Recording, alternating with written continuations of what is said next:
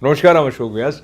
Welcome to 16th episode of Money and Prosperity. And in today's episode, we will be talking further on business succession planning. And Paresh will be educating us about this topic. As you know, Paresh Shah is the managing principal of Paresh Shah Partners LLC. He's a certified financial planner and wealth strategist for the last 22 years, and he has helped individuals and businesses co-create innovative financial strategies.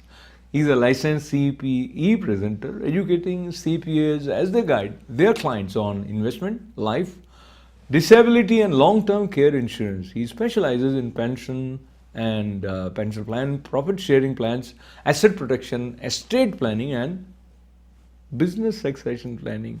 Paresh graduated as a chemical engineer. He was honors graduate from the prestigious Indian Institute of Technology at Kharagpur. That is, of course, in India. And he's a 2016 honoree for Long Island Business News Leaders in Diversity Awards. He resides in the town of Hicksville in Long Island, New York, with his wife Shimul and son Shamik. And Paresh, welcome. Namaskar. Thank you, Ashokji. Thank you for the warm welcome as usual. And hello, viewers. How are you? But the warmth is mutual, so your presence carries certain warmth. And when we talked about business succession planning in the last episode, you may want to summarize some of the important features that you discussed. So last episode, Ashokji, we were talking about how business owners are the engine, and how there comes a point when business owners need to translate their wealth, their business wealth, into personal wealth. And if they want to translate their business wealth into personal wealth, that process is called business succession planning. But we also said that people don't think about it for a very long time because there is a kind of a thinking that, okay, only till I finally decide to leave the business, I have to do it. But then we talked about that there are some involuntary factors, and we went into details of those involuntary factors. That means you could pass away, or you could be sick or injured and not be able to work in the business, and how we can plan for that. So that's what we were discussing last time about the business succession planning, So now talking about business succession planning, and then very important part in life in every sphere is deciding the right time. So there is some reference implicit and explicit about voluntary exit. Yeah.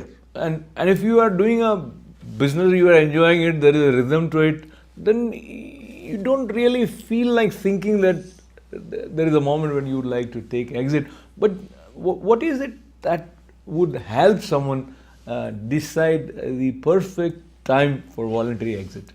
Well, I wish I had the crystal ball to tell you the perfect time, but there is no perfect time. But there is a process which a business owner can start from the beginning. And there are 4 or 5 stages that need to be taken up. And if, again, coming back to our last time's discussion, any business owner does not need to exit in order to take those steps. But what he needs to do is he can, around those steps and around a general strategy, keep working. Like the first step would be that, okay, if I exit the business, then I need another source of income. And if I need another source of income, I need the right pool of money for that other source of income. So that we would talk about retirement planning. That means the first step would be that if this income stops, how do I continue my lifestyle? That is the first step. The second step would be to take into account that what do I want to leave for my family after I pass away, and whom do I want to leave it to? So we call that estate planning. Then the third step would be that, okay, if this is the case, then at what point can I exit, which you were currently referring to, and based on that point, who is going to take over or pay me for the business? So once you kind of identify those steps one by one, and then you can come to a conclusion as to, okay, this is what I want to, this is the time, or this is the way in which I can plan for my exit. So now we have certain words which, as financial professionals, you know more about them than us. Like retirement planning is there, and then there is personal estate planning, and how that fits into this process. So let's go into little details about retirement planning, especially for the business owner.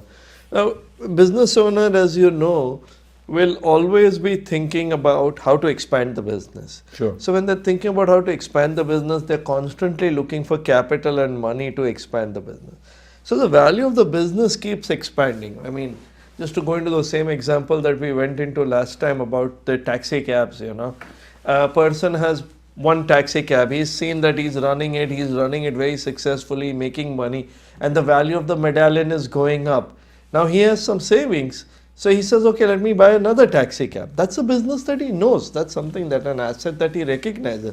And he knows that he can increase his income. So he will invest into that. But we need to kind of say, okay, at some point, this business may or may not give you the money that you need for your retirement. So you need to take a portion of your income and start stocking it away so that will give you some alternate sources of income.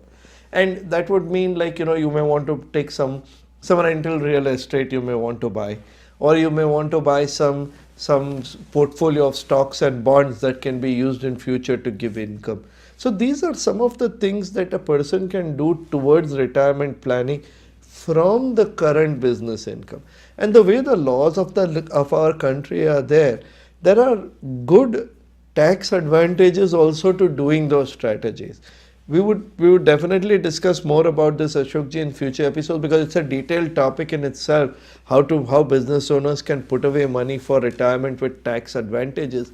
But that is one thing that business owners don't think about very quickly, because capital to them means expansion in the business and passion for what they want to do. So they need to kind of start looking at this as first step of business succession planning, which is retirement planning. But we talked a little bit about the timing or the planning for the exit. But also another related aspect is, if you have as a business owner the option that the one who would take your business is either a key employee or is a family member or some outsider. So are there any thumb rules of guidelines in terms of evaluating who should be your perfect choice? That's a good question, because that would have been the final step, which is or final step in your thinking.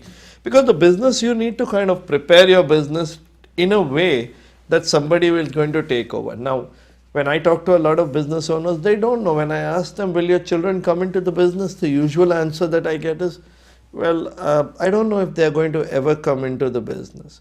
Do you have employees who you'd like to retain, who can take over, buy the business from you? Well, I know that there are employees. People will say, I know that there are employees, but they may or may not have the money to buy it from me. And are there outsiders who want to buy? I said that, well, the usual answer that I get is that, well, I can't ask outsiders just now, because otherwise people will start thinking wrong. People will start thinking negatively about my business, and I might lose business in the process. So actually, it's a very internal and internally governed process that needs to be done. And especially with respect to family members. So what you do is you kind of look at various aspects of your business and see, in all of this thing, the one critical element that is happening is that the business owner, who knows the business ever since the business was in the garage, so to say, that person is going to be missing from the operation. So will the business be able to run without that? If the business owner starts putting his mind towards that, then I think a series of steps can be taken. Like, for example, okay, the business owner goes every day to the office and he runs payroll, and he runs purchasing, and he runs sales, and he runs accounting, and he runs finance. So one by one, as the business expands, can the business owner start delegating those responsibilities? Say, for example, they hires a person to take care of the accounting and the finance. So if the accounting and finance is done, then anyone who's sitting in the CEO or the owner's position can easily get someone to report to them about all the money. The second step would be, say, for example, hiring someone who takes care of the marketing, someone who takes care of the sales, someone who takes care of purchase.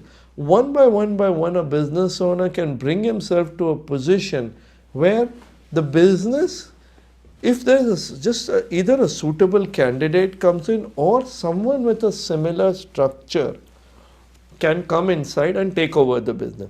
When that is attained, the business can really realize a lot of value. Now let's take a step back. Now when the business is growing toward that position, along the way, opportunities will come. Like one of the child, maybe a son or a daughter, will decide that, okay, I want to join the dad in the business. So then a grooming and a training process can be put into place where over a 3 to 5 year period, that particular child can be learn each aspect of the business. So, sorry to interrupt, Pari, but would you differentiate the planning if the one who is taking over is a family member? Is there a little bit of more relaxed space that you are kind of happy one that this is being carried forward by a family member, and you also interest a sense of joy in handing it over, but those are emotional aspects. So what my humble question to you is, these emotional aspects, do they play any role as far as business succession planning with respect to family members is concerned? Every parent, father or mother who started a business on their own wants that at some point that their child would take over, because they know the value of the business and they know that that value can really give the child the income, and plus they feel that, I think the biggest feeling that comes in is that they've done all the hard work, as we say in our Indian culture, they've created the ones. Now the child has to just train and add zeros, which is an easier process than creating the one, so to say. So not to belittle any expansion process, but I think that the decision whether a child can come in or whether an employee can come in can happen very much later. So today's step would be to start preparing. And then once you know which way it's going to go, like if you have a business which is, as an example, you're a dentist and you have a great dental practice, but your child decides to become a physician and wants to become a cardiologist. Okay, so sorry to interrupt, Pari, you're looking at the leg of time that we have. Let us say it is an outsider who you are considering, or you are considering a key employee, maybe the one who operated as CEO for your company, and you want him or her to take over, then how would you plan? Well, I think again, Ashokji, I just wanted to repeat that for both those cases, there comes a point when how easy is it for that person to transition and pay you? How easy, if you can... Oh, that's important. Yes. Yeah, if you can set those things from the beginning, like have adequate delegation, that the new person has to just come in and start working with all the teams, that would add more value to the whole thing. So just in 1 minute, a question from the other side. If you are the key employee, then, and you have this option, then what is it that you should pay attention to? Well, what you're really paying attention to is there a plan in place wherein you can pay the business owner? That's the to buy out the business. That is the key to it. And normally the business owner will sit himself and work out a plan with the key employee so that business money can be used for the business owner for this person to take over, and this person, the key employee, will help in driving the business growth because he is going to own it. Wonderful. So I think this is a very important area, business succession planning, and if you are a business owner, I think it's worth learning more about it. The way to learn in person with Paresh ji is to call him at 516-268-3446. His email ID is pshah@pareshah.com, and I always love repeating the phone number. It is 516-268-3446. That sounds like you are singing a song, but now is the time to sing the song of saying goodbye. So thank you very much, Paresh ji. Thank you, Ashokji. Thank you, viewers. Money and prosperity. Thanks to Paresh ji, and thanks to all of you for being with us.